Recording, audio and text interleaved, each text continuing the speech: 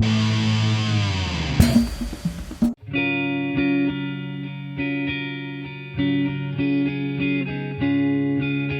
I'm Cody. And I'm Charlie. And this week's episode of WX4 features Ryne Meadow, who brought his own cloud, because there are clouds in the sky.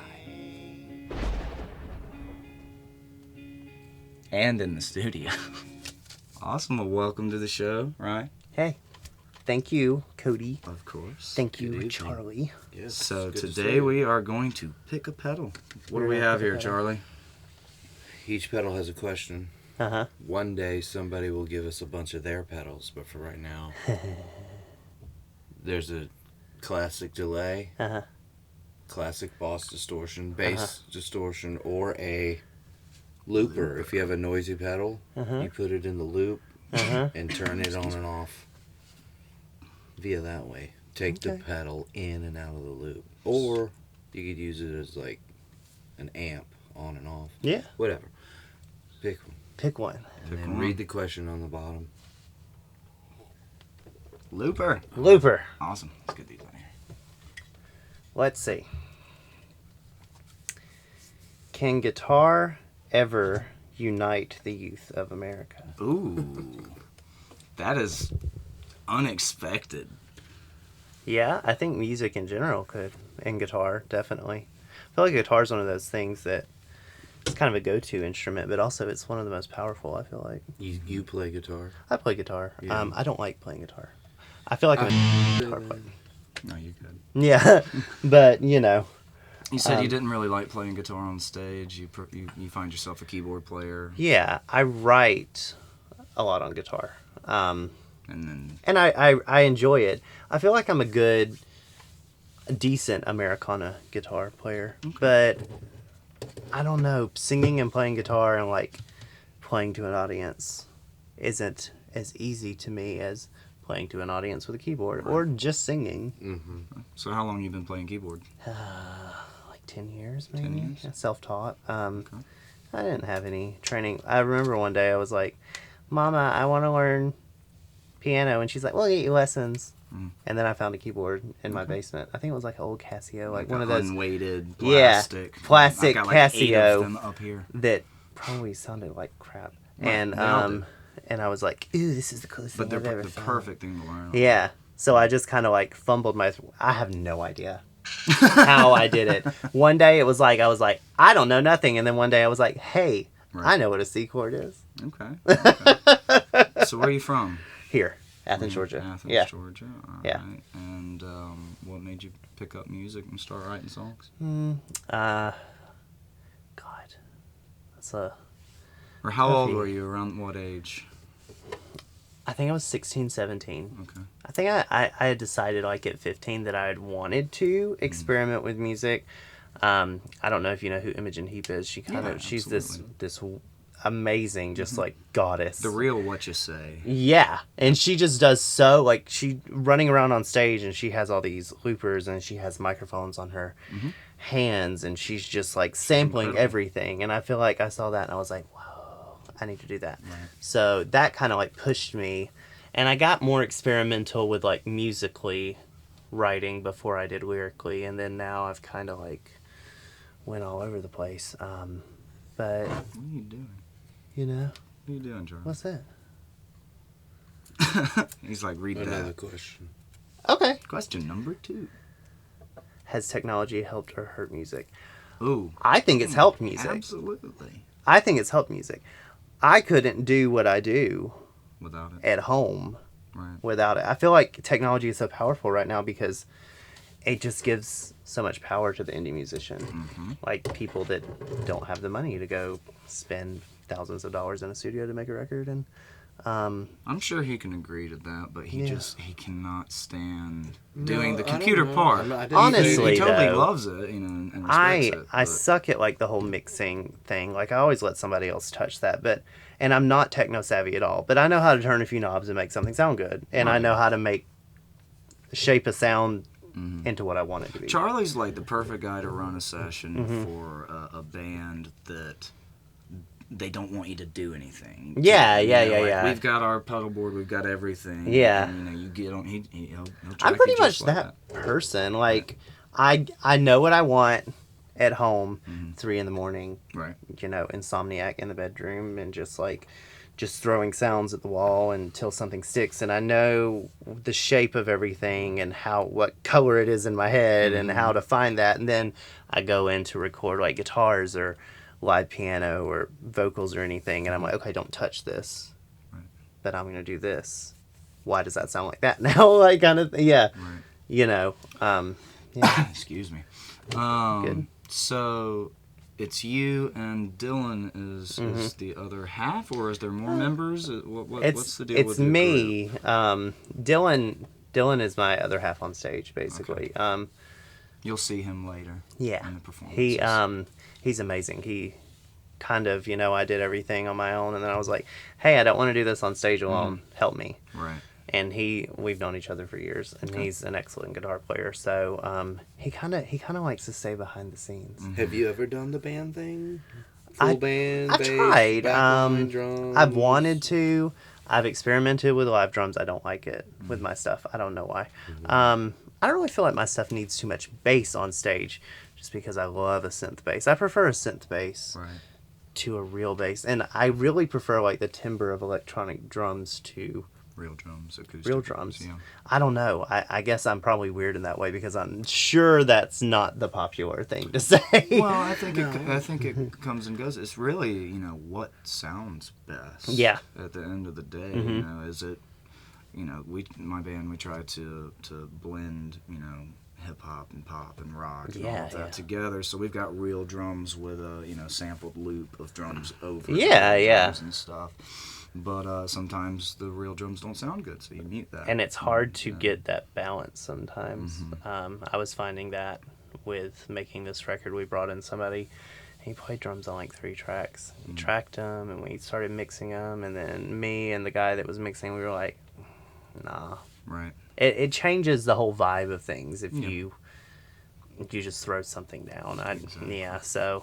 So, do you have any records, any CDs? You think you brought something in today? Yes, I do. What do we have here? I have my new album, There Are Clouds in the Sky. I released it independently in April 19th. Yeah, and You can find it on Spotify, iTunes, Apple Music, all those cool things. SoundCloud, if anyone does that anymore. They do. They do. Yeah. I don't think I have it on Bandcamp. I just realized that. I need to do that. Some people choose to stay away from it. Yeah, I mean, I like it, but I think I Forgot. really like Spotify though. Spotify's great. And I was great. always one of those people that was like, hey, well, Me Spotify, but then once you're an artist and you get into, And you can do it. Yeah. and you see, oh, people are actually listening. Oh, people added me to playlists. Oh, this is cool. This song's getting this many listens and this many impressions, and someone in Munich is listening to it, and like, What's it called? The real details, or what was Excruciating. Yeah. details. Do you Yeah. use He was like- DistroKid? DistroKid, yes, I think. DistroKid. that was it's, DistroKid? So, like, you know, there's CD Baby, TuneCore. I used to use TuneCore. I used to use TuneCore as well, but I went to DistroKid because it's that one $20 payment a year, and you it's can upload unlimited stuff. things. It's great, and And, I feel like there's so much more that you can do with DistroKid. Right. Like you have the thing with Spotify where you can do the pre-save. Right. I think Yeah, that's yeah, exclusive to DistroKid. Yes, it is. Which is cool. But if you go into like the bank section of it, there's a portion that says excruciating detail, and you can click it, and it'll break all the little brackets down of percentage of streams. I don't and think I've pays looked and at stuff. that. I'll Yeah, do that it's at home. excruciating. It's probably, you're like, I thought I was doing good. Yeah. All the details. Are, Yeah. So where can they find you on social media? What are your handles on all the stuff? I pretty much use Instagram more than anything. At songbird_Ryne. RYNE, not RYAN. I'm not a Ryan. No, it's RYNE, right? So Yeah. it's Ryne. Songbird. Ryan or Ryan? Ryne. Ryan. Yes. Okay. All right. Ryne. Cool. That's what I thought. Facebook is Ryne Meadow. I don't use Twitter. I have one, but I don't use either. Twitter. Yeah. What is Twitter anymore? Yeah, it's whatever. You know. Is there anything you want to say about your song "Wishing Well"? It's coming up next. Wishing Well is I I wrote this whole album kind of about dealing with mental health, coming out of dark areas, and Wishing Well's kind of one of those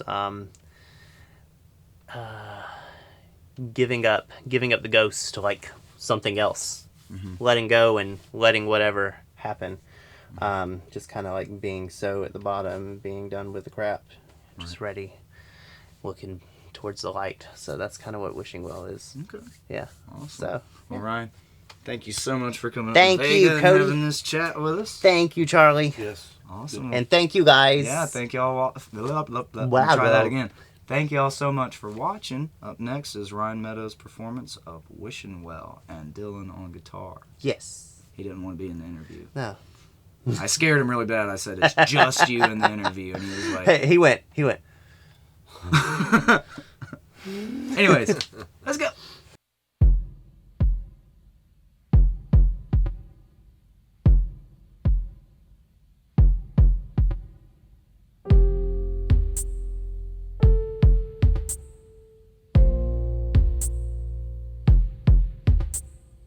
I gathered up my heart and I walked to the well. The secrets in a jar, so many things to dwell upon. The wisest trees just sigh in somber sound. As I walk on by, my face sorrow drowned. I won't lose myself again. Too many scars are healing deep within,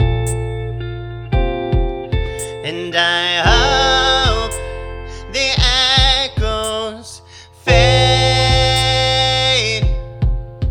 And I know my heart breaks each and every day.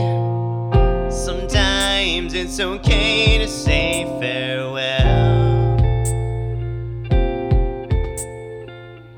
I watched my dreams as they fell into the wishing well.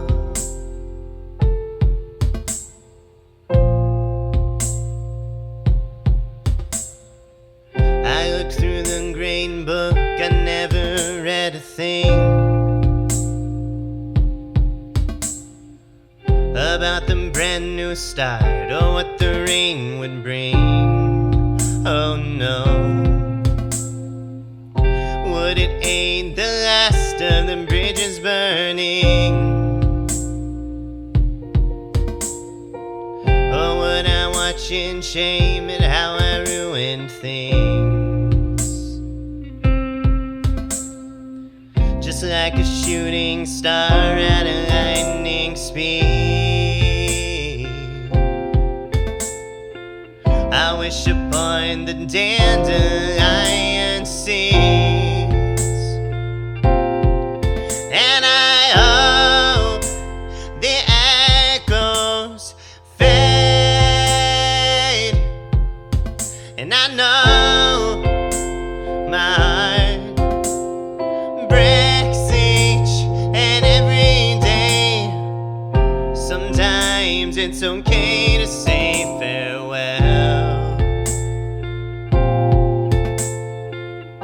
I watched my dreams as they fell into the wishing well, and it won't cross my mind to let this go. No, no, no, no, time rolls on, I'm wailing in the woe. Will I be happy now? Throw all my dimes in the well, wishing you well. Throw all my dimes in the well, I am wishing you well. Throw all my dimes in the well, I'm wishing you well. Throw all my dimes in the